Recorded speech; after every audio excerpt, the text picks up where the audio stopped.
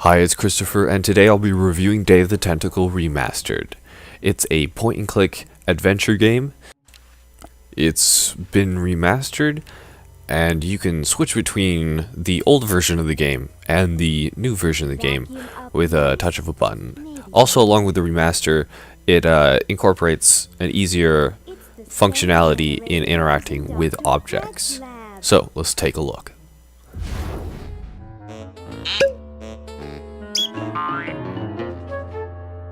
Hey, look, a skunk.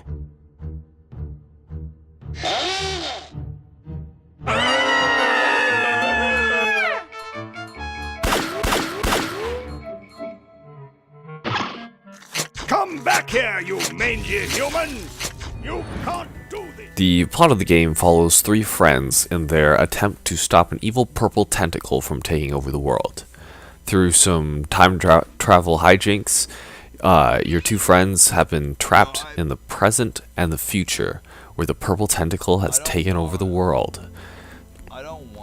So you can swap between each one of the friends, one past, present, and future, and trade items between to attempt to solve puzzles.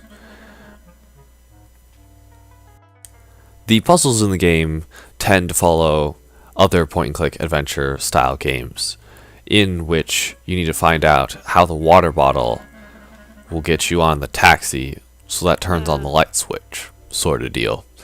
But for the most part, with a bit of trying, you'll be able to figure it out. I got through most of the game without looking up how to finish it. There was a couple points near the end where I was really not sure and kind of stuck, but it depends on how good you are with point and click adventure style games. So basically the three friends are pretty much at the same house through different periods of history, one back in the Revolutionary War, one in the present, and one in the future where the purple tentacle rules, and you're able to trade items between the three friends to figure out these puzzles. The overall story of the game is kind of goofy, and there's not a whole lot to it, but it's just kind of goofy, kind of fun. I had a lot of fun with it. Reminded me of games that I played when I was younger, but obviously this one was quite a bit harder than those. But yeah, it's just a goofy point-and-click adventure game, so yeah, there's no real issues with it. It feels pretty great. There's, with the exception of a couple of like puzzle elements that are kind of confusing to figure out that I had to look up, there's not really anything wrong with the game. It's pretty funny as well, and it's a good time.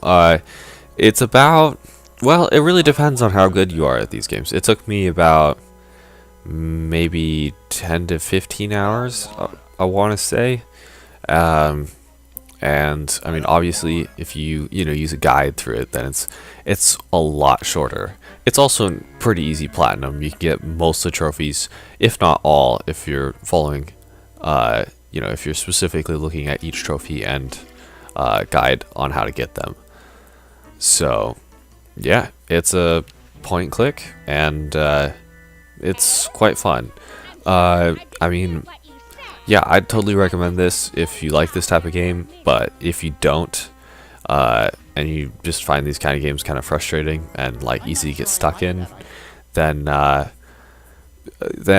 yeah, just pass, because you already know that you don't want this sort of game. But if you're looking for one that's just kind of goofy with not a whole lot of a plot, then yeah, this is the one for you. So I'm gonna give this game 4 out of 5 stars, because it's pretty fun, and yeah, I mean, if it had a better plot, I'd have to probably give it a 5 out of 5, and also in addition with the puzzles being a decent enough challenge to figure out. Anyway, this has been Christopher. Catch you later. The LALR compiler is constructed by the following method. First, develop a rigorous elective grammar. If the elements have NP completeness, the crunchy factor can be ignored. Blah, blah, blah, blah, blah, blah, blah, blah, blah. Whoa.